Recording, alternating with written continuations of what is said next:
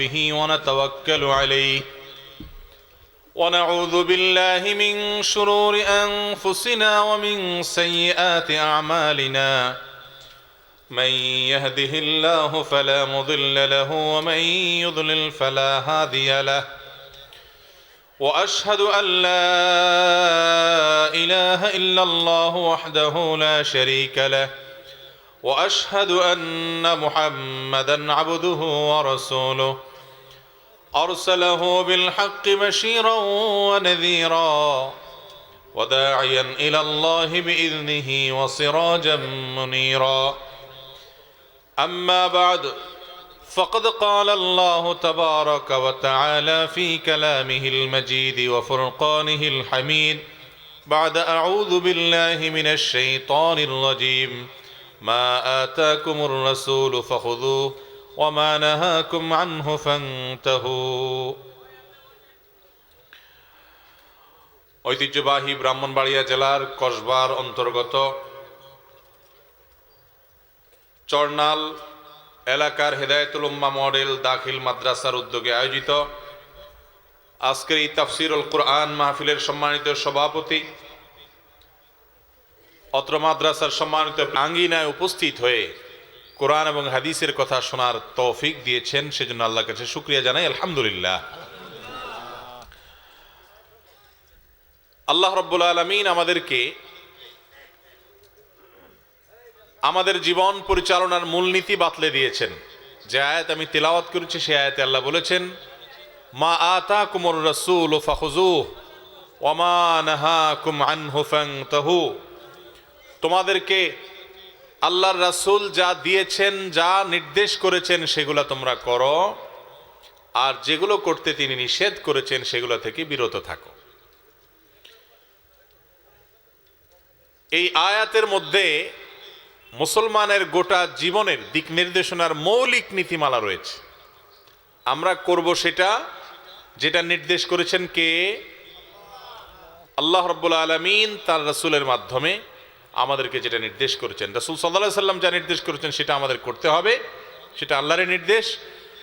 আর তিনি যদি কোনো কিছু থেকে নিষেধ করেন সেটাকে আমরা নিষিদ্ধ মনে করব, এছাড়া অন্য কোনোটিকে নিষিদ্ধ মনে করব না। বাস এই মূলনীতি যদি আমরা ধরতে পারি, ইনশাআল্লাহ ঈমানদার কখনো পথ হারা হবে না, হেদায়েতের উপর টিকে থাকবে। আল্লাহ তাআলা আমাদেরকে বোঝার তৌফিক দান করুন। মুহতারাম হাজরিন, হেদায়েতুল উম্মাহ মডেল মাদ্রাসা, এই মাদ্রাসায় শুধু আমি আজকে ওয়াজ করতে আলোচনা করতে আসছি এমন নয়, বরং এই মাদ্রাসা সম্পর্কে অনেক আগে থেকে আমি টুকটাক জানি। এদেশের স্বনামধন্য আলেমে দ্বীন মুফতি কাজী ইব্রাহিম হাফিজাহুল্লাহর তত্ত্বাবধানে এটা চলে, আপনারা জানেন। এবং এটার খায়ের খাহ এবং হিতাকাঙ্ক্ষীদের মধ্যে থেকে অনেক মুখলেস আল্লাহর বান্দারা আছেন, যাদেরকে আমি ব্যক্তিগতভাবে জানি। অতএব এই ধরনের শিক্ষা প্রতিষ্ঠান কোনো এলাকায় থাকা মানে হলো সেই এলাকার মানুষের জন্য আল্লাহর পক্ষ থেকে বিশাল বড় রহমত এবং অনুগ্রহ। এলাকাবাসী যদি সেই মর্ম বুঝতে পারে তাহলে কপাল ভালো, আর যদি এটা বুঝতে না পারে তাদেরই কপাল পড়বে, কারোর কোনো ক্ষতি নাই। এই সমস্ত দ্বীনি শিক্ষা কেন্দ্রগুলো এক একটা আখিরাতে আমাদের নাজাতের উপায় এবং মাধ্যম। এগুলোর মাধ্যমে যে সমস্ত আলেম তৈরি হবে তারা মানুষকে সজাগ করবে, জাগ্রত করবে, মানুষের মধ্যে মনুষ্যত্ব জাগ্রত করার চেষ্টা চালাবে, দাওয়াতের কাজ করবে, তালিমের কাজ করবে, তাজকিয়ার কাজ করবে। আর এ ধরনের শিক্ষা প্রতিষ্ঠানের পেছনে দেশের প্রথম সারির বিদগ্ধ একজন দক্ষ আলেম যদি থাকেন, তাহলে সেটা যে অন্য 10টা গতানুগতিক মাদ্রাসার চাইতে অনেক বেশি ব্যতিক্রম থাকে, ভালো থাকে, সেটা বলাই বাহুল্য। আল্লাহ রাব্বুল আলামিন কোরআন এবং হাদিসের মার্কাজকে কিয়ামত পর্যন্ত টিকিয়ে রাখুন, বলুন আমিন। এর সাথে যারা যেভাবে সম্পৃক্ত আছেন, এই দ্বীনি শিক্ষা প্রতিষ্ঠান চলতে গিয়ে যে টাকা পয়সার দরকার হয়, যে সহযোগিতার দরকার হয়, আপনারা এলাকাবাসী সেটা করবেন আপনাদের নিজেদের স্বার্থে, নিজেদের লাভে, নিজেদের আখিরাতের জন্য করবেন তো ইনশাআল্লাহ। আল্লাহ রাব্বুল আলামিন আমাদের সকলকে এ ধরনের কল্যাণমূলক কাজ, এটা সাদকা জারিয়ামূলক কাজ। একজন আলেম গড়ে হয়ে যাবেন, একজন আলেম গড়ে তোলার জন্য পরিশ্রম করবেন, দান করবেন। এই লোক পড়াশোনা করে আলেম হয়ে যত কাজ করবে, যত দাওয়াতের কাজ করবে, আল্লাহ তাআলা আপনাকে তার সওয়াব দিবেন। বিশাল বড় একটা ব্যাপার। চেষ্টা করব তো আমরা সবাই ইনশাআল্লাহ। আল্লাহ রাব্বুল আলামিন এই প্রতিষ্ঠানে যারা কাজ করতেছেন তাদের সবাইকে ইখলাসের সাথে পরিপূর্ণ দরদের সাথে তাকওয়ার সাথে কাজ করার তৌফিক দান করুন। মোহতারাম হাজরিন, দুটি বিষয় আমি আজকে সংক্ষেপে আলোচনা করে এরপর ইনশাআল্লাহ প্রশ্নোত্তরে চলে যাব। প্রথম বিষয়টি হলো, আমরা সবাই জানি যে আগামীকাল বাংলাদেশের মানুষের জন্য একটা বিশেষ তৃপ্তির দিন, আনন্দের দিন, শুকরিয়া আদায় করার দিন, জাতীয় বিজয় দিবস। এই বিজয় দিবস এটি যখন আসে তখন আমাদের মনে প্রশ্ন আসে যে একজন মানুষ তিনি যদি আল্লাহর প্রতি ঈমানদার হয়ে থাকেন, ঈমান আনয়নকারী হয়ে থাকেন, তার জীবনে বিজয় আসবে, পরাজয় আসবে, সুখ আসতে পারে, আবার কখনো দুঃখ আসতে পারে। বিজয় যখন আসবে আমাদের জীবনে, তখন আমরা সে বিজয় পাওয়ার পর কি করব কি করব না, এটা জানা দরকার আছে না নাই? একজন শিক্ষার্থী, তিনি পরীক্ষায় কম্পিটিশনে অনেক ভালো করেছেন, এটা তার এক ধরনের সাফল্য, এক ধরনের অর্জন, অ্যাচিভমেন্ট, এক ধরনের বিজয়। আপনি আপনার জীবনের কোনো একটা লক্ষ্যে পৌঁছতে পেরেছেন, সেটা আপনার আল্লাহর তরফ থেকে পাওয়া একটা সাফল্য, বিজয় কোনো কোনো ক্ষেত্রে। তো এই সমস্ত সাফল্য এবং বিজয় এগুলো যখন আসবে, আমরা তখন কি করব, আমাদের কি করার আছে, এ বিষয়ে আমরা মৌলিক নির্দেশনা পাই কোরআনে কারীমের দুটি সূরাতে। একটা সূরার নাম হলো সূরাতুল ফাতহ। সূরার নাম কি ভাই? ফাতহ শব্দের অর্থই হলো কি? বিজয়, বিজয়ের সূরা। এই সূরা আল্লাহ রাব্বুল আলামিন আমাদের প্রিয় নবী সাল্লাল্লাহু আলাইহি সাল্লামের জীবনের শ্রেষ্ঠ বিজয়, মক্কা বিজয়ের ঘটনার দিকে ইঙ্গিত করেছেন। আর আরেকটা সূরা হলো, যেটা আমরা নিয়মিত অনেকেই ৫ ওয়াক্ত সালাতের মধ্যে পড়ে থাকি, সেটা হলো সূরা নাসর। ৩০ নম্বর পারার একেবারে শেষের দিককার সূরা, সূরা ইযা জাআ নাসরুল্লাহি ওয়াল ফাতহ। এই নাসর শব্দের অর্থ হলো সাহায্য। এই সূরাতে আল্লাহ রাব্বুল আলামিন মানুষের জীবনে যে কোনো বিজয় আসুক, সেটা ব্যক্তিগত জীবনে হতে পারে, পারিবারিক জীবনে হতে পারে, জাতীয় জীবনে হতে পারে, সে আনন্দ একজনের হতে পারে, সবার হতে পারে, যে কোনো বিজয় এবং সাফল্য অর্জন হলে একজন ঈমানদার কি করবেন? আল্লাহ বলছেন ইযা জাআ নাসরুল্লাহি ওয়াল ফাতহ, যখন আল্লাহর সাহায্য আসবে এবং আসবে বিজয়, তোমার কোনো একটা অর্জন হলো, কোনো একটা সাফল্য তোমার হলো, তখন দেখবা তুমি ওয়ারাআইতান নাসা ইয়াদখুলুনা ফি দীনিল্লাহি আফওয়াজা, লোকেরা তখন দেখবা দলে দলে আল্লাহর দ্বীনের দিকে আসছে। আল্লাহ রাসূলকে সাল্লাল্লাহু আলাইহি সাল্লামকে যখন আল্লাহ বিজয় দিবেন, দিন যখন ভালো হবে, তখন আল্লাহ বলছেন দেখবা যে লোকেরা দলে দলে, গ্রুপে গ্রুপে ইসলামে দাখিল হচ্ছে। এখানে একটা ইঙ্গিত পাওয়া যায়, আমাদের যখন সুদিন থাকে, দিন যখন ভালো থাকে, তখন আমাদেরকে উইশ করার, আমাদেরকে সঙ্গ দেওয়ার, আমাদের বন্ধু হওয়ার লোকের কোনো অভাব হয় না। তেল যার মাথায় আছে তাকে সবাই তেল দিতে চায়, ঠিক না? এই জন্য সুদিনে যখন সবার বাহবা পাবো, সবার উইশ পাবো, সবার সহযোগিতা পাবো, আমরা তখন অনেক সময় অহংকারে ফুলে উঠতে পারি যে আমি কিছু একটা করেছি, সবাই আমাকে বাহবা দিচ্ছে, আমি বাহাদুর।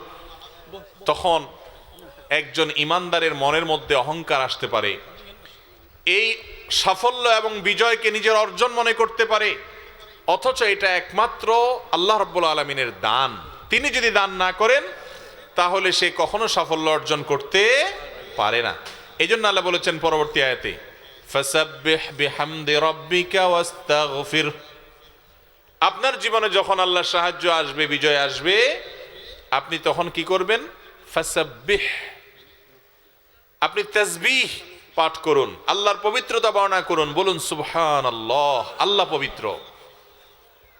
ওয়া বিহামদিহি, এবং আল্লাহর প্রশংসা করুন, অর্থাৎ প্রশংসা মাখা, প্রশংসা মিশ্রিত পবিত্রতা বর্ণনা করুন।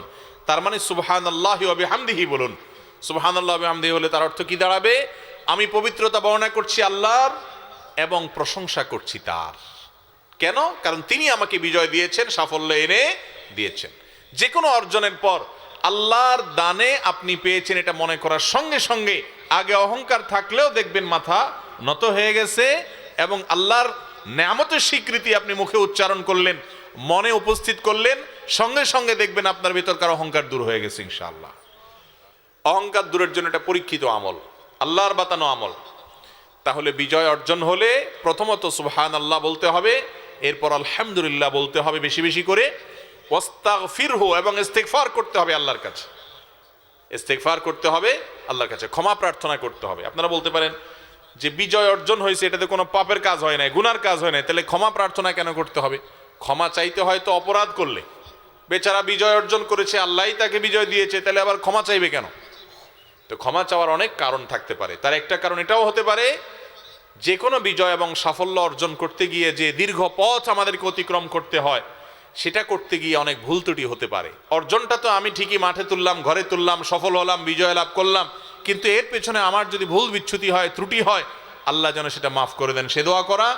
আবার এই বিজয়কে আল্লাহর নেয়ামত না মনে করে নিজের কৃতিত্ব আর বগলবাজি করে আমি আল্লাহর নেয়ামতের নাশকর হই কিনা, কুফুরিতে লিপ্ত হই কিনা, সেজন্য আমার মনের ভিতরে কোনো অহংকার আসে কিনা, এসেও থাকতে পারে, সেজন্য আল্লাহর কাছে ইস্তেগফার করা, আস্তাগফিরুল্লাহ ওয়া আতুবু ইলাইহি পড়া। এটা হলো বিজয় অর্জনের পর তিনটি কোরআনী আমল, সুবহানাল্লাহ বলা, আলহামদুলিল্লাহ বলা এবং ইস্তেগফার করা। বিজয় হলে, সাফল্য পেলে, দিনকাল ভালো গেলে, কোনো কারোর সাথে কম্পিটিশনে জিতলে, কোনো বিষয়ে আল্লাহ সাহায্য পেয়েছেন মনে হলে, সঙ্গে সঙ্গে সুবহানাল্লাহি ওয়া বিহামদিহি এবং আস্তাগফিরুল্লাহ পড়ব। মনে থাকবে তো ইনশাআল্লাহ? তিনটা কোরআনে আমল পাইলাম। চতুর্থ আমল হাদিস থেকে পাওয়া যায়। নবী করিম সাল্লাল্লাহু আলাইহি সাল্লাম বলেছেন, মাল্লাম ইয়াশকুরিন নাস লাম ইয়াশকুরিল্লাহ। যে ব্যক্তি মানুষের শুকরিয়া আদায় করে না, যে ব্যক্তি মানুষের কৃতজ্ঞতা আদায় করে না, সে আল্লাহরও শুকরিয়া আদায় করে না। আমাদের সমাজে অনেক মানুষ দেখবেন, যাদের জীবনে কোনো অর্জন হলে, কোনো সাফল্য এলে, কিছু একটা করতে পারলে, তিনি শুধু নিজের বিভিন্ন কারিশমা জাহির করতে থাকেন, নিজের ফজিলত বয়ান করতে থাকেন, নিজের অনেক কর্তৃত্ব। দেখছেন, আমি এই পর্যন্ত আসছি, বহুত রক্ত ঘাম ঝরায় আসছি, এমনি এমনি হয় নাই। এই যে গাড়ি বাড়ি, টাকা পয়সা, এই যে সাফল্য, এত কিছু, এগুলো এমনি এমনি হয়েছে, আমার মাথার ঘাম পায়ে জুড়ছে। বলে কি বলে না? অনেক সময় আল্লাহর শুকর আদায় করে যে আল্লাহ দিছে। কোন মানুষ তার সাফল্যের পেছনে শুধুমাত্র আল্লাহর শুকরিয়া আদায় করে, কিন্তু এই সাফল্য অর্জন করার জন্য, এই বিজয় পাওয়ার জন্য যারা অবদান রেখেছেন, যাদের ত্যাগ আছে, যাদের আত্মত্যাগ আছে, যাদের কন্ট্রিবিউশন আছে, যাদের অংশগ্রহণ আছে, তাদের যদি কৃতজ্ঞতা আপনি আদায় না করেন আর মুখে খুব আল্লাহর প্রশংসা আদায় করেন, তো এই প্রশংসা আল্লাহ রাব্বুল আলামিন অ্যাকসেপ্ট করবেন না। যে মানুষের সাথে বেঈমানি করে, মানুষের নাশুকরি করে, শুধু আল্লাহর শুকরিয়া আদায় করলে সে আল্লাহর শুকরিয়া আল্লাহর কাছে গ্রহণযোগ্য হয় না। অনেক মানুষ আছে দেখবেন, যে তার বিশেষ কোনো অর্জন হলো, সাফল্য এলো, বিজয় এলো, দিন ভালো আসছে, তো সে ঘন ঘন আল্লাহর কথা বলে। এটা তো ভালো কথা। অনেকে তো আল্লাহর কথা বলে না, নিজের কর্তৃত্বের কথা বলে। কিছু লোক আছে সাফল্য এলে শুধু নিজের কর্তৃত্বের কথা বলে, নিজের কারামতি জাহির করে, যে আমি হান করছি, তান করছি, আল্লাহর নাম মুখে নেয় না। এগুলো তো পুরাই নাশুকরি এবং কুফরের ভিতরে লিপ্ত। আল্লাহ হেফাজত করুক। 2 নম্বর, সেকেন্ড ক্লাস যেটা, সেটা প্রথমটা হলো থার্ড ক্লাস, সেকেন্ড ক্লাস হলো যে আল্লাহ শুকর আদায় করে কিন্তু মানুষের কৃতজ্ঞতার কথা স্বীকার করতে রাজি না। আছে না না এরকম লোক? যাদের মাধ্যমে সেই পর্যন্ত আসছে, সহযোগিতা আসছে, তাদের কারণ নাম মুখে নিতে রাজি না। আল্লাহটা বলে আল্লাহ দিছে, ক্ষতি হইলে তখন মানুষের দোষ দেয় যে তোমার কারণে ক্ষতি হয়েছে, আর উপকারটা আপনার মাধ্যমে হইলে ওইটা আর বলে না, তখন বলে কে করছে? আল্লাহ করছে। সে মনে করে আমি আল্লাহ শুকর আদায় করে আল্লাহর তো খুশি করে ফেলছি, আল্লাহর সাথে কানেকশন ক্লিয়ার, এটার স্বীকৃতি না দিলাম। কিন্তু আল্লাহ বলেন সেই স্বীকৃতি আল্লাহ গ্রহণ করেন না। যদি মানুষের কৃতজ্ঞতা আদায় না করে, তাহলে আল্লাহ সেই কৃতজ্ঞতাকে গ্রহণ করেন না। এজন্য যাদের মাধ্যমে বিজয় সাফল্য অর্জন আসবে, তাদের স্বীকৃতি দিতে হবে, তাদের জন্য দোয়া করতে হবে, স্বীকার করতে হবে যে অমুক আমাকে উপকার করেছেন, তমুক আমাকে এই হেল্প করেছেন, তাদের সবার সহযোগিতা আমি পেয়েছি, আল্লাহ তাআলা সে তার ভিত্তিতে আমার প্রতি রহম করেছেন, আল্লাহই দিয়েছেন, কিন্তু এই মানুষগুলো ব্যবহার হয়েছে, সেজন্য তাদের শুকরিয়া আদায় করতে হবে।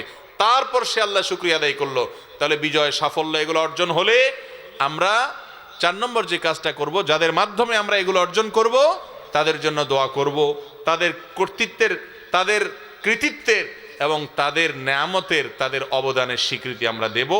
এর মাধ্যমে যদি আপনি বিজয়কে উদযাপন করেন, বিজয়কে পালন করেন, এই 4টা কোরআন এবং হাদিসের আলোকে আমল করেন, ইনশাআল্লাহ বিইذনিল্লাহ আপনার এই বিজয় সাস্টেইন হবে এটা দীর্ঘস্থায়ী হবে, এটা টেকসই হবে, এই বিজয় উদযাপনটা ইবাদত হবে, এর মাধ্যমে আপনি সওয়াব উপার্জন করতে পারবেন ইনশাআল্লাহ। আমল করব তো ইনশাআল্লাহ। আমাদের জীবনে যত বিজয় আসবে, যত সাফল্য আসবে, এই চার কাজ যেন আমরা না ভুলি। সুবহানাল্লাহ বলবো, আলহামদুলিল্লাহ বলবো, এবং ইস্তেগফার করব, এবং যাদের মাধ্যমে বিজয় আসছে আল্লাহর শুকরিয়ার পাশাপাশি তাদের শুকরিয়াও আদায় করব। মনে থাকবে তো ইনশাআল্লাহ। আল্লাহ তাআলা আমাদেরকে আমলের তৌফিক দান করুন। দ্বিতীয় যে বিষয়ে কথা বলতে চাই সেটা হলো, আমরা সবাই জানি ডিসেম্বরের একেবারে শেষের দিকে এসে 31st নাইট উদযাপন হয়ে থাকে, এবং এর সাথে আমাদের তরুণরা অনেক ঘনিষ্ঠভাবে জড়িয়ে যাচ্ছে, মিশে যাচ্ছে, এই কালচারের সাথে মিশে একাকার হয়ে যাচ্ছে। আল্লাহ রাব্বুল আলামিন মুসলমানকে এত সমৃদ্ধ করেছেন, মুসলমানের জীবন বিধান দিয়েছেন কে? স্বয়ং সৃষ্টিকর্তা আল্লাহ রাব্বুল আলামিন। এই জন্য মুসলমানের জীবন যাপনের যে পদ্ধতি, সিস্টেম, যে নির্দেশ নিষেধ আল্লাহ এবং তার রাসূল দিয়েছেন, এর চাইতে উত্তম কোনো মেথড পদ্ধতি পৃথিবীতে হতে পারে না। মানুষ তথাকথিত স্বাধীনতার নামে, মুক্ত চিন্তার নামে আল্লাহর দাসত্ব, আল্লাহর গোলামি থেকে সরে গিয়ে নিজের নফস এবং প্রবৃত্তির দাসত্বের জিঞ্জিরে আবদ্ধ হয়, সে খেয়ালও করে না। যারা নিজেদেরকে মুক্ত মনা দাবি করে তারা মনে করে আমরা মুসলমান, আমরা আল্লাহর দাস, আমরা আল্লাহ আল্লাহ রসুলের কথার বাইরে চলতে রাজি না, তার মানে আমরা মুক্ত মনা না, আমাদের মনটা আবদ্ধ, তারা মুক্ত মনা।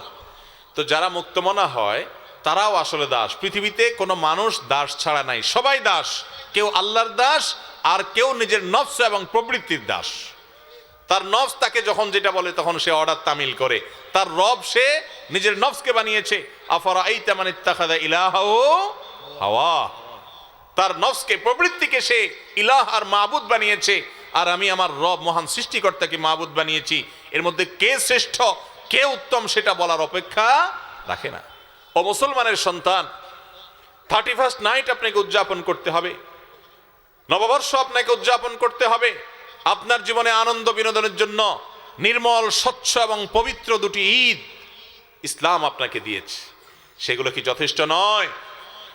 যত উৎসব আছে, মানুষ নিজের প্রবৃত্তির পূজা করে যেগুলো করে, এই সমস্ত উৎসবের পেছনে ভোগ আছে, কোনো ত্যাগ নেই, সেগুলোতে কোনো নির্মলতা নেই, সেগুলোতে কোনো পবিত্র আনন্দ নেই। এই জন্য দেখবেন 31st নাইটের আনন্দে মানুষ মাদকে আসক্ত হয়ে মদ খেয়ে বুধ হয়ে পড়ে, আল্লাহর দেয়া নেয়ামত আকল বিবেক এটাকে নষ্ট করে, পাপাচারের পথে পা বাড়ায়।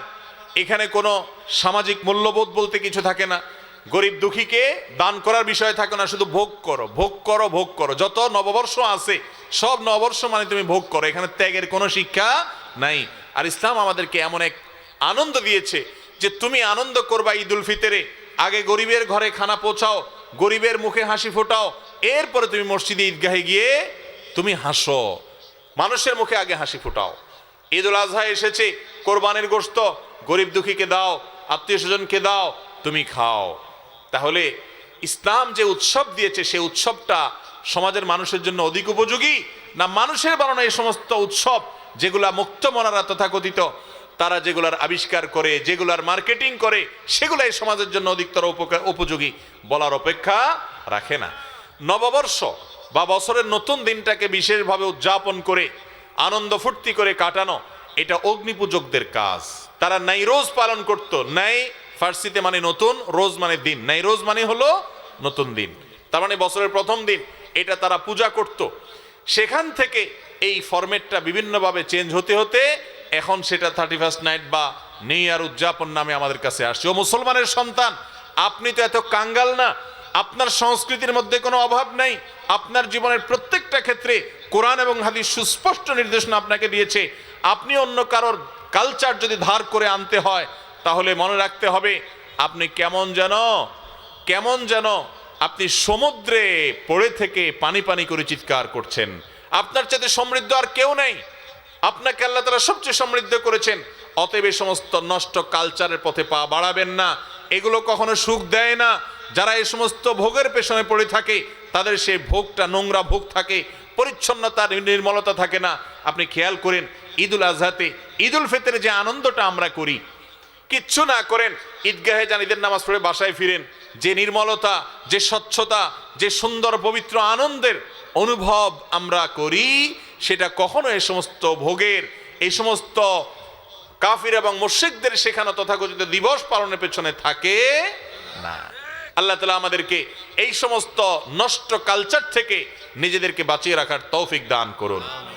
মানুষের পয়সা কড়ি বাড়তেছে, দিন দিন মানুষ সুখে শান্তি থাকতেছে, এগুলো খরচ করার জায়গা খুঁজে পায় না, তো যাই এই সমস্ত দিবস উদযাপন করে, ফুর্তি ফার্তা করে। মুসলমানের ফুর্তির জন্যও আল্লাহ তাআলা নীতিমালা বলে দিয়েছেন না, দেন নাই? মা আতাকুমুর রাসূলু ফাখুযুহু ওয়া মা নাহাকুম আনহু ফান্তাহু। আগে আয়াত শুনিয়ে দিয়েছি, আমাদের আদর্শ আমাদের রাসূল সাল্লাল্লাহু আলাইহি ওয়াসাল্লাম, তিনি আমাদের অভিভাবক, তিনি আমাদের গাইড, তিনি আমাদের হেদায়েতকারী, জান্নাতের পথ দেখিয়ে গেছেন। অন্য কোন পথে আমাদের কল্যাণ নাই। অশ্লীলতার বিস্তার যারা করতে চায়, সমাজকে যারা নষ্টের দিকে নিতে চায়, এদের কারণে আজ বিবাহ বিচ্ছেদের হার তরতর করে বাড়তেছে, এদের কারণে আজ সন্তানরা বাবা মার অবাধ্য হচ্ছে, এদের কারণে আজ অসামাজিক কার্যকলাপ হচ্ছে, এদের কারণে আজ কথায় কথায় যখন তখন আমরা শুনি পত্রপত্রিকায় যে নারী নির্যাতনের শিকার হয়েছে, পাশবিক নির্যাতনের শিকার হয়েছে। বিবাহ বহির্ভূত হারাম সম্পর্ক, এটা সমাজে যত বেশি থাকবে, সমাজ তত অস্থিতিশীল হবে, তত খুন খারাপি হবে, তত মাদকের কারবারি হবে, তত সমাজ নষ্ট যাবে, উচ্ছন্নে যাবে, আত্মহত্যা বাড়বে, পরিবারের বন্ধনের বাইরে চলে যাবে, বাইন্ডিংসগুলো আর পারিবারিক থাকবে না, মুরব্বীদের প্রতি শ্রদ্ধাবোধ থাকবে না।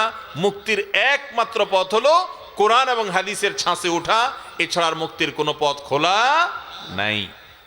অনেক পদ্ধতি মানুষ ট্রাই করবে, এমনে চলে দেখি কেমন লাগে, অমনে চলে দেখি কেমন লাগে, ঘুরে ফিরে এক পর্যায়ে তাকে অবশ্যই ইসলামের কাছে আসতে হবে। নারীকে পর্দাহীন করে তথাকথিত স্বাধীনতা যারা উদযাপন করে, এরাও একটা পর্যায়ে যখন দেখে যে নারী নির্যাতনের হার কোনোভাবে থামানো যাচ্ছে না, উন্নত বিশ্বের এত সভ্যতার দাবিদাররা তাদের মধ্যে সেকেন্ডে সেকেন্ডে নারী নির্যাতনের শিকার হচ্ছে। যত লোক, যত মেয়ে কর্মস্থলে কাজ করে, প্রায় রিপোর্টে দেখা যায় তাদের সবচেয়ে বড় অংশ, বেশিরভাগই কোনো না কোনোভাবে পাশবিক নির্যাতনের শিকার হয়। তখন আল্লাহর যে আয়াত ওয়াকারনা ফি বুয়ুতিকুন্না, নারীরা তোমাদেরকে আল্লাহ নির্দেশ করেছে তোমরা বাসার ভেতরের সাইড দেখবে, তোমাদের স্বামীরা, বাবারা, পুরুষরা, ভাইয়েরা তারা বাহিরের সাইড দেখবে। দুই সাইড আল্লাহ তাআলা ভাগ করে দিয়েছেন। তোমরা সেই ভাগটাকে মেসাকার করে, সেটাকে ভেঙে একাকার হয়ে নিজের মন মতো চলতে চাচ্ছ, একটা পর্যায়ে ঠিকই তোমাকে আগের জায়গায় ফিরে আসতে হবে। ক্লান্ত হয়ে, পরিশ্রান্ত হয়ে শয়তান এদিক সেদিক নিবে, এরপর তুমি ঠিকই একসময় বুঝতে পারবে শান্তি এবং কল্যাণ সেই পথে, যে পথে আল্লাহ এবং তার রাসূল সাল্লাল্লাহু আলাইহি সাল্লাম বলেছেন। আল্লাহ তাআলা আমাদের সকলকে 31st নাইটের এই সমস্ত নষ্ট কালচার, এগুলো থেকে আমাদের সমাজকে আল্লাহ তাআলা হেফাজত করুন। প্রত্যেক অভিভাবক যুবকদেরকে বোঝাবেন, কাউন্সেলিং করবেন, ওলামায়ে কেরাম তাদেরকে কাউন্সেলিং করবেন, যারা এগুলো উদযাপন করে তাদের সাথে বসে মিট করবেন, মত বিনিময় করবেন, এগুলোর মাধ্যমে আমাদের প্রাপ্তি কি আর হারাবো কি সেই যোগ বিয়োগ করার সুযোগ তাদেরকে দিতে হবে ইনশাআল্লাহ। এগুলোর মাধ্যমে আমাদের সমাজ শান্তি এবং শৃঙ্খলা ভরপুর হবে, নীতি নৈতিকতায় মানুষ বলিয়ান হবে। আল্লাহ এবং রাসূল সাল্লাল্লাহু আলাইহি ওয়াসাল্লামের পথে আসলেই একজন ভদ্র, ভালো, আদর্শ নাগরিক হওয়া যাবে।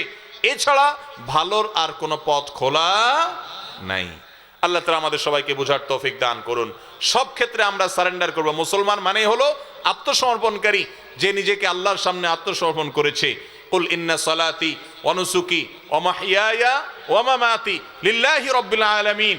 বলুন আপনি, আমার সালাত, আমার হজ, আমার জীবন, আমার মরণ সব কিছু আল্লাহর উদ্দেশ্যে নিবেদন করে দিয়েছি। মুসলমান যদি বলে সব জায়গায় ধর্ম টানা ঠিক না, এত বেশি ধর্ম করা ঠিক না, সে মুসলমান আসলে প্রকৃত অর্থে আল্লাহর কাছে আত্মসমর্পণ করে নাই, সে কখনো আসল মুসলমান হতে পারে না। আমরা কি আধা সারেন্ডার করছি না ফুল সারেন্ডার করছি? আল্লাহ আমাদের সবার এই সারেন্ডারকে, আমাদের এই আত্মসমর্পণকে আপনি কবুল আর মঞ্জুর করুন। আল্লাহ তাআলা আমাদের সবাইকে মুসলমানের খাতায় নাম লেখানোর তৌফিক দান করুন। ভাইরে, যে পাপের ভিতরে নিমজ্জিত হবে, আল্লাহর অবাধ্য হবে, তার জীবনও শেষ হবে। যে আল্লাহর বাধ্য করে থাকবে, তার জীবনও শেষ হবে। কিন্তু গন্তব্য দুইজনের দুইটা হবে। আল্লাহ তাআলা আমাদেরকে তার গোলাম হয়ে, আল্লাহর দাস হয়ে, আল্লাহর সামনে অবনত হয়ে, আল্লাহর নির্দেশ শোনার পর মাথাকে ছেড়ে দিয়ে নত করার মতো মানসিকতাওয়ালা খাঁটি ইমানদার এবং মুসলমান হওয়ার তৌফিক দান করুন, বলেন আমিন। জাযাকুমুল্লাহু খায়রা ওয়া আখিরু দাওয়ানা আলহামদুলিল্লাহি রাব্বিল আলামিন। ভাই, প্রশ্ন অনেক, এজন্য আলোচনা খুব বেশি দীর্ঘায়িত করা গেল না।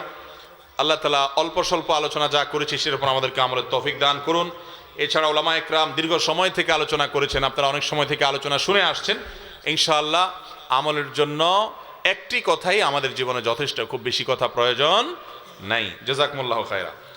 প্রশ্ন যারা দিয়েছেন, অনেক প্রশ্ন রিপিটেড প্রশ্ন আছে, একই প্রশ্ন বারবার করেছেন। আবার অনেক প্রশ্ন আছে যে প্রশ্নগুলো টু মাচ কমন, অনেক প্রশ্ন আছে যে প্রশ্নগুলো আমার কাছে মনে হয়েছে একটু খোঁচাখুচিমূলক প্রশ্ন, সেগুলো আমরা বাদ দিয়েছি। কারণ আমরা এখানে প্রশ্নের উত্তর দিয়ে কোরআন হাদিস সম্পর্কে আপনাদের ধারণা দিতে, আপনাদের সহযোগিতা করতে, আপনাদের জিজ্ঞাসিত বিষয়ে উত্তর দিতে আসছি। আমরা কাউকে খোঁচাইতে আসি নাই। আজকাল প্রশ্ন দেওয়া হয় খোঁচানোর নিয়তে, যে কারোর সাথে কারোর গন্ডগোল লাগছে, প্রশ্ন একটা দিলাম যে মৌলভী সাহেব একটা খোঁচা দিয়ে দেখ। তো এই উদ্দেশ্যে প্রশ্ন করছে বলে মনে হলে আমরা সেগুলো সাধারণত উত্তর দেই না। আল্লাহ তাআলা সহজ করুন আমাদের জন্য সবকিছুকে। আচ্ছা, বিসমিল্লাহ, আমরা প্রশ্ন উত্তরে যাচ্ছি। প্রথম প্রশ্ন, নিচে ট্যাঙ্কি উপরে রুম, এই রুমে সালাত আদায় করা যাবে কি না? নিচে যদি সেপটিক ট্যাঙ্ক থাকে, ময়লার ট্যাঙ্কি থাকে, বাসাবাড়িগুলোতে বেশিরভাগই এখন নিচে ময়লার ট্যাঙ্কি থাকে, তো ময়লার ট্যাঙ্কির উপরে নামাজ পড়লে নামাজ হবে কি না? উত্তর হলো হবে, কোনো অসুবিধা নাই। এ বিষয়ে বাংলাদেশের কেবারে ওলামার যেমন ফতোয়া রয়েছে, সৌদি আরবের শেখ বিন বাজ রাহিমাহুল্লাহ সহ অনেক বড় ওলামা কেমন ফতোয়া রয়েছে। আমাদের একটা স্বতন্ত্র ভিডিও আছে ফেসবুকে বিষয়ে, সেপটিক ট্যাঙ্কের উপরে দাঁড়িয়ে নামাজ পড়া যাবে কিনা। নিচে ট্যাঙ্কি আছে, উপরে ফ্লোর ঢালাই হয়ে গেছে, আপনি ফ্লোরের উপরে পড়তেছেন, আপনি যে জায়গায় নামাজ পড়তেছেন ওই জায়গার 5 হাত নিচে 10 হাত নিচে কি আছে না আছে সেটা আপনার দেখার দরকার না। যেই জায়গায় দাঁড়ায় নামাজ পড়তেছেন সেই জায়গাটা পাক কিনা এটাই হলো আপনার দেখার বিষয়। কথা কি বুঝাতে পারছি? অতএব সেপটিক ট্যাঙ্কের উপরে নামাজ পড়লে কোনো অসুবিধা নাই। এরপরের প্রশ্ন হলো, আমার 21 বছর, চরিত্র এবং ইমানের জন্য বিয়ে করতে চাই, কিন্তু বাবা মা বিয়ে দিতে আগ্রহী নয়। এমত অবস্থায় যদি আমি কোনো পাপ করি, বাবা মা কি শাস্তি পাবেন? এই ছেলের বাপ মনে এখানে আসছে, না হলে সে বাবা মার শাস্তি পাবে কিনা এই প্রশ্ন করে কা। যাই হোক, আলহামদুলিল্লাহ, আসলে ভালো, এটা বুদ্ধিমান ছেলে, কারণ বাপরে সাইজ করার এটা একটা মোক্ষম সুযোগ। আলহামদুলিল্লাহ, যুবকরা চরিত্রকে হেফাজত করতে চান, এটা ভালো কথা। কিন্তু যুবক ভাইদেরকে বলতে চাই যে আপনারা যারা বিবাহ করবেন, বিবাহ করাটা জরুরি মনে করছেন, আপনার স্ত্রীর মহারণা পরিশোধ করার দায়িত্ব কি আপনার না আপনার বাপের? নিজের। তো বিয়ের নিয়তে মহারণার জন্য কাজ করা শুরু করে দেন। মানুষ যদি কাজ করতে চায়, একজন যুবক ছেলে যদি কাজ করতে চায়, সিরিয়াসলি যদি খাটে, কোনো কাজটা যদি ছোট মনে না করে, এলাকায় শরম লাগে, ঢাকা শহরে গিয়ে যদি রিক্সা চালা কেউ না চিনে মতো করে, চিনলেই বাকি। হালাল উপার্জন করার জন্য যে কোনো কাজ করবে, সেই কাজটা ইবাদত হিসেবে পরিগণিত হবে যদি নিয়তটা সেরকম থাকে। এখন যিনি বিয়ে করবেন ইচ্ছা করতেছেন, যুবকরা এখন ইদানিং সবাই বাপদের উপরে ছাড়তেছে যে বাপে আমাকে বিয়ে করাচ্ছে না। আরে ভাই, আপনি নিজে মহারণার টাকাটা তো জোগাড় করেন, এরপরে উপার্জনের একটা মাধ্যম তো অন্তত বাইর করবেন। ভাই চা দিয়ে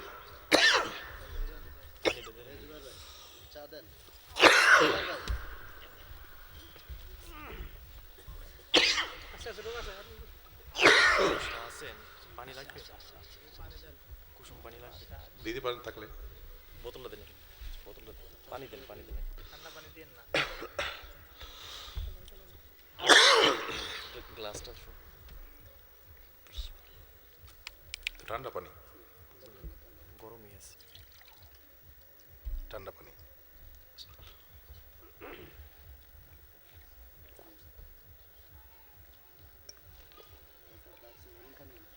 চা পানি খাওয়ার সময় না জিকির করায়, আপনাদের করাবো না? জিকির দিয়ে টাইম পাস, এটা কেমন জিকির ভাই?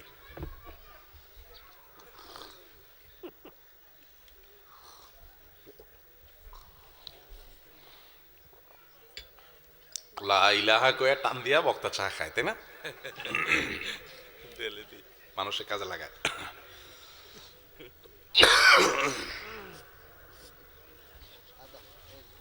জি ভাই,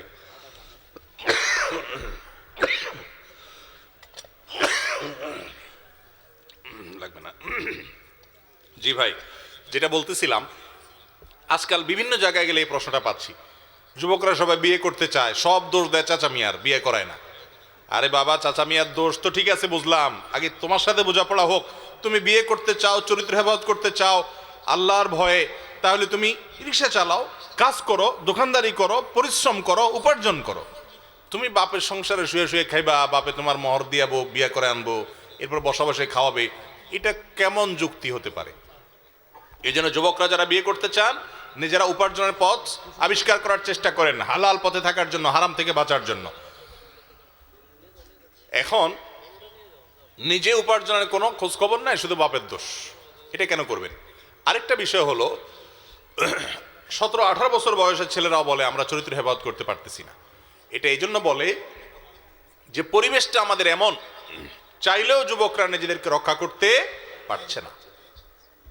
শয়তান এমন একটা জাল বিছিয়েছে, বিজ্ঞাপন সেটাও চোখের জেনা, হ্যাঁ, একটা পত্রিকার নিউজ সেখানেও চোখের জেনা, একটা অ্যাডভার্টাইজ সেখানেও চোখের জেনা।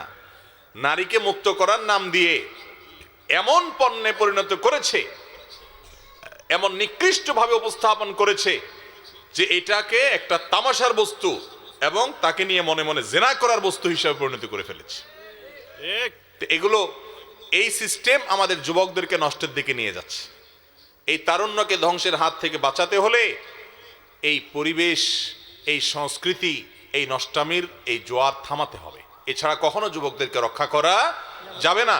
যেই বাবা, যেই মা তার সন্তানকে কাউন্সিলিং করে বুঝিয়ে এই পরিস্থিতির ভয়াবহতা থেকে বাঁচাতে পেরেছেন, তারাই রক্ষা পেয়েছেন। আর বেশিরভাগ বাবা মা চাইলেও পারেন না, চতুর্দিকে আগুন, কোনো না কোনোভাবে আগুনের ছোঁয়া এটা লেগেই যায়।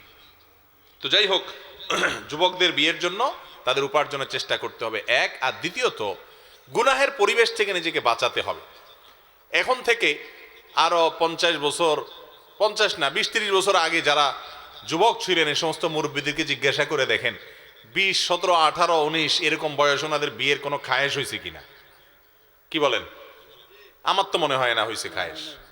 ওই যে মুরব্বী বলছে হয় নাই, সাক্ষী সামনে, ডাইনে বামে সাক্ষী। কারণ তখন এত নষ্টামির আয়োজন ছিল না, শয়তান উস্কাইতো না। এখন যুবকদেরকে যতটা উস্কাচ্ছে, এই জন্য ওনাদের তারুণ্য হেফাজত করে ওনারা যে পরিমাণ সওয়াব পাইছে, আপনারা যদি আপনাদের তারুণ্যকে হারাম জিনিস দেখা থেকে, শোনা থেকে বাঁচিয়ে রাখতে পারেন, আপনাদের মর্যাদা অনেক বেশি হবে ইনশাআল্লাহ। যুবকদের জন্য চ্যালেঞ্জ, যেখানে চ্যালেঞ্জ অনেক বেশি, সেই চ্যালেঞ্জ ওভারকাম করতে পারলে সওয়াবও অনেক বেশি। এই জন্য যুবক ভাইরা যারা নিজেদের চরিত্রকে নষ্ট হওয়ার ভয় করছেন, প্রথম কথা হলো উপার্জন করেন। দ্বিতীয় কথা হলো হারামের সংশ্লেষ থেকে এমনভাবে দূরে সরে আসেন, জেনার চাহিদাই জাগ্রত হবে না। চোখের জেনা টোটাল বন্ধ করে ফেলেন।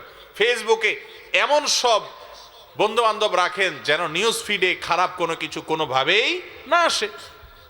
আপনি আজে বাজে জিনিস একবার দেখলে দ্বিতীয়বার আসবে জানেন। ফেসবুকের অ্যালগরিদমের সিস্টেম অনুযায়ী আপনাকে বারবার সেগুলো দেখাবে। এই জন্য খারাপগুলো সবগুলো ব্লক করেন, আনফলো করেন, ফ্রেশ রাখেন, নিজের চেষ্টাটা অন্তত করেন। এরপরে চাচা মিয়ার দোষ দিয়েন, আমি চাচা মিয়ার বোঝানোর দায়িত্ব নেব। সব কিছু চাচা মিয়ার দোষ দিয়ে আপনি ফেসে যাবেন, এটা কেমনে হবে? তবে হ্যাঁ, চাচারাও শুনে রাখেন, সন্তানকে বিয়ে দেওয়ার ক্ষমতা আপনার আছে, সন্তান উপযুক্ত হয়েছে, এরপরে যদি আপনি বিয়ে না দেন, নবী করিম সাল্লাল্লাহু আলাইহি সাল্লাম বলেছেন, তাহলে দুনিয়াতে ফাসাদ তৈরি হবে। মা বাপরা এই দায় অবশ্যই নিতে হবে যদি তাদের অবহেলার কারণে সন্তানের চরিত্র নষ্ট হয়। এই জন্য তাদেরও সেই দিকটা খেয়াল করতে হবে। দুই দিক থেকে সহায়তা থাকতে হবে। মুরব্বীদেরকে আমি সবসময় অনুরোধ করি, আল্লাহর ওয়াস্তে সন্তানরা বিয়ের উপযুক্ত হওয়ার পর আর দেরি করবেন না, দেরি করবেন না, দেরিতে কোনো কল্যাণ নাই।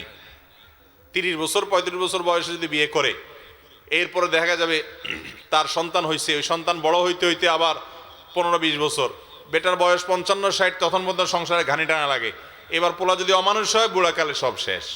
আর আগে আগে বিয়ে করাবেন, 40 বছর 45 বছরের মধ্যে সন্তান উপার্জনক্ষম হয়ে গেছে, শক্ত হয়ে গেছে, নিজের পায়ে নিজে দাঁড়ানোর মতো হয়েছে, লাইনে আছে আলহামদুলিল্লাহ, বেলানে এসে ঘাট ধরে বাক্কা দেওয়ার সুযোগ আছে, কারণ বয়স 40-45। ঠিক না ভাই? ঠিক। এই জন্য যারা দেরিতে বিয়ে করে সব দিক থেকে